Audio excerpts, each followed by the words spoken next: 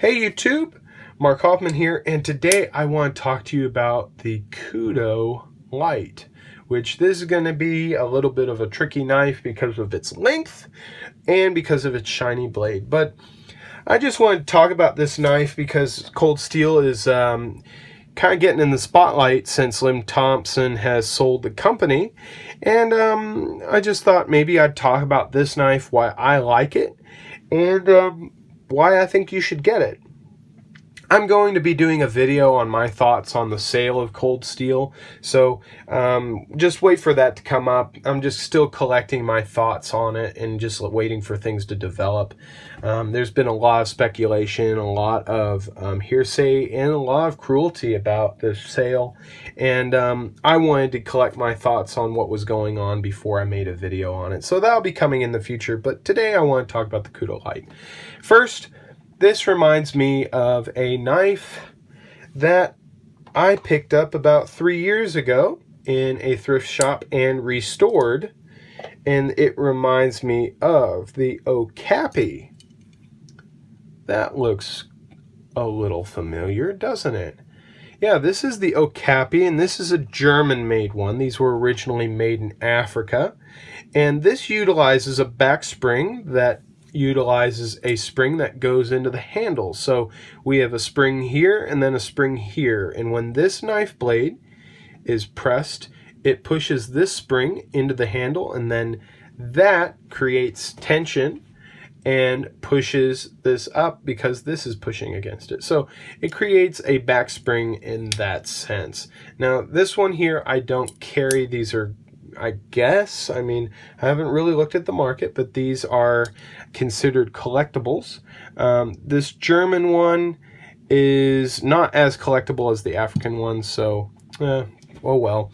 But you can see here that this is a very small knife, a very light use knife. The spring here is pretty weak, so wanted to bring that out in comparison. But that is where Lim Thompson got this design, but I will tell you this, he has done it better. So this spring, I'm trying not to cut my fingers. First of all, you have a half stop. You have a very nice half stop here, and you have a wonderful lock and talk. So we get a really nice spring lock here, and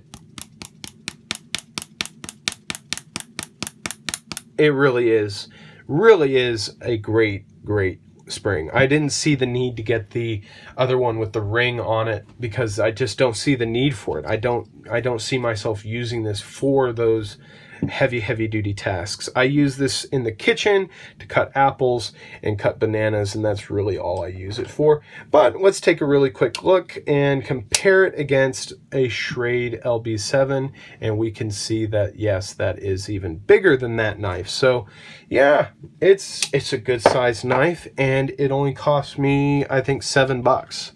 So what are you getting for $7? Well, you're getting I think it's Grivery handle. You're getting stainless steel antler scales here, you know, just a reminiscent of the antlers, I think, on a Kudu. So I would think you've got Kudu, and then you've got this animal here. I'm going to just connect the two. Kudu. I bet that's a Kudu. So you get that. You get actually an ability to tighten this knife. If you want this to not be as tight, you can tighten it up. I really like that.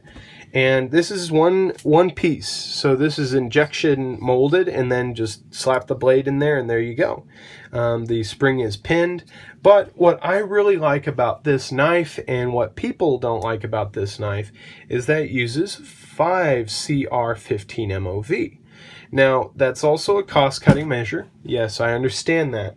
But this steel is so nice and soft that all I've had to do with it in use is just strop it. All I have to do is a couple strops, and I am good to go. So it's a low maintenance steel. It's going to be very stainless.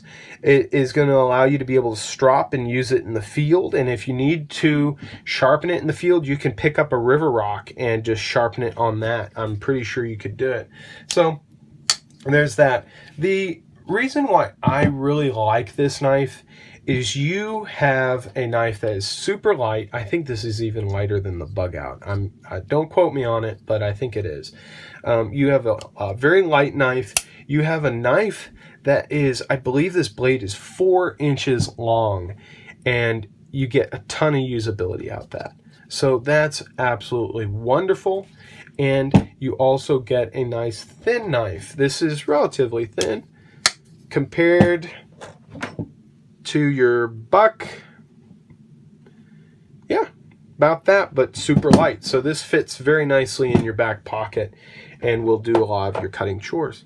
But just wanted to talk about it. I just felt like not enough people were really talking about the Kudu Lite. They're talking about the Kudu, its locking cousin. So hope you guys enjoyed this video and enjoyed seeing the Kudu Lite from Cold Steel. I am sad to hear that Lynn Thompson has sold the company, but I'm not a Cold Steel diehard fan, and I'm definitely not going to be going out and buying a bunch of their knives out of fear that they may never be coming back. I have bought a few of their knives just because I think that's what I want to pick up, but other than buying a ton of their knives and primarily only having Cold Steel, I'm just not going to do it. So I'm rambling on here. So thank you guys so much for joining me for a short video. I was able to get this under 7 minutes. Thank you.